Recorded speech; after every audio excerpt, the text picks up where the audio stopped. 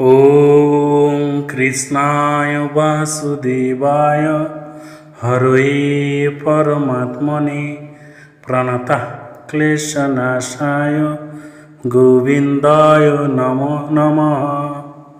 জয় শ্রীকৃষ্ণ, জয় রাধে, জয় গোবিন্দ, জয় গোপাল। মহাত্মা সুদামার পরে যার নাম আসে তিনি হলেন মহাত্মা বিদুর। এই মহাত্মা বিদুর ছিলেন ভগবান শ্রীকৃষ্ণের এক শ্রেষ্ঠতম ভক্ত। তিনি ছিলেন কুরুবংশীয় দুর্যোধনের কাকা, অর্থাৎ ধৃতরাষ্ট্রের ভাই। তিনি ধৃতরাষ্ট্রের মতন অন্ধ স্বার্থপরায়ণ ছিলেন না। তিনি ছিলেন একজন মহাত্মা। জ্ঞানে গুণে অস্ত্রে শস্ত্রে তার অনেক অনেক গরিমা ছিল, কিন্তু তার মধ্যে ছিল না কোনো অহংকার। তার যে ধনুক ছিল সেই ধনুক অর্জুনের ধনুক অপেক্ষা অনেক অনেক শ্রেষ্ঠ ছিল, তবুও তার যৌদ্ধিক অহংকার জীবনে কখনো ধরা দেননি। সেই মহাত্মা বিদুর তিনি দুর্যোধনের নানা অন্যায়ের প্রতিবাদ করেছেন, ধৃতরাষ্ট্রের নানা অন্যায়ের প্রতিবাদ করেছেন এবং তুলে ধরেছেন জীবনের নানা সুকৌশল চলার পরিচালিত বুদ্ধি। সেই বুদ্ধি যদি দুর্যোধনরা ধারণ করত তাহলে তাদের বংশ কোনো মতেই ধ্বংস হতো না। তিনি ভগবান শ্রীকৃষ্ণকে অপার শ্রদ্ধা করতেন। তার সেই বাণীগুলি যদি আমরা মেনে চলি তাহলে আমাদের জীবনও হয়ে উঠবে অত্যন্ত সুমধুর, জ্ঞানশীল এবং উন্নতিপরায়ণ। তাই আজ আমরা মহাত্মা বিদুরের কিছু উক্তি জানব, যেই উক্তিগুলি আমাদের জীবন পরিবর্তন করতে সাহায্য করবে।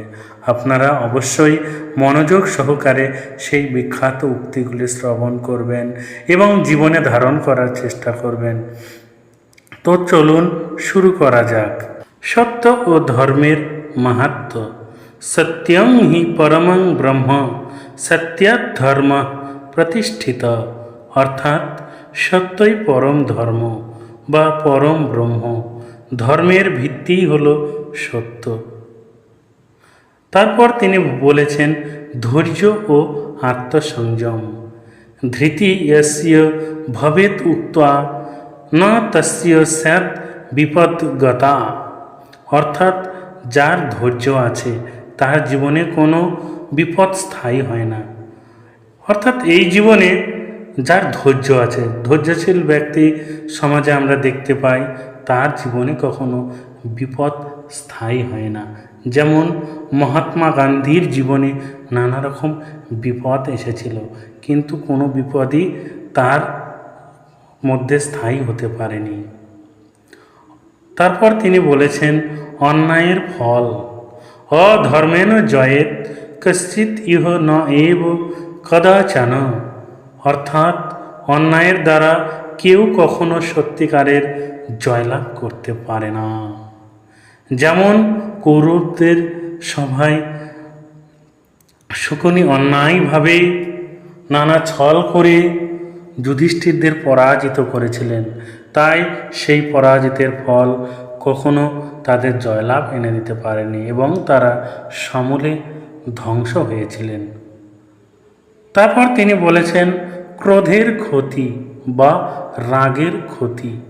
ক্রোধ শত্রুরঃ প্রত্যহ শান্তি শ্রেষ্ঠং বধূষণাম।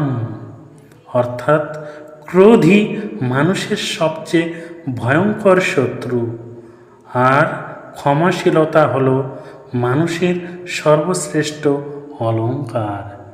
দেখবেন এই সংসারে অনেক ব্যক্তি রয়েছে তারা অল্পেতে রেগে যায়, রেগে গিয়ে মানুষকে নানা অকথ্য কুকথ্য কথা বলে দেয়, তৎসহ নিজেরও তারা ক্ষতি করে ফেলে।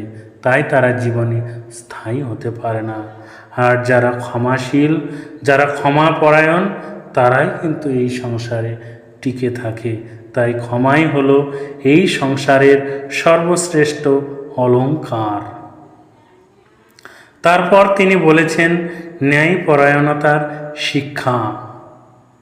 ইয়াহ প্রজাহিতম আরম্ভেত স নৃপ স্বর্গম অশ্নুতে। অর্থাৎ যে রাজা প্রজাদের মঙ্গল কামনা করে শাসন চালান সেই রাজাই স্বর্গ লাভ করেন। এই সংসারে অনেক রাজা রয়েছেন যারা প্রজাদের মঙ্গল কামনার্থে নিজের অনেক কিছু ত্যাগ করেছেন, যেমন ধর্মাত্মা অশোক, যেমন ভগবান শ্রীরামচন্দ্র।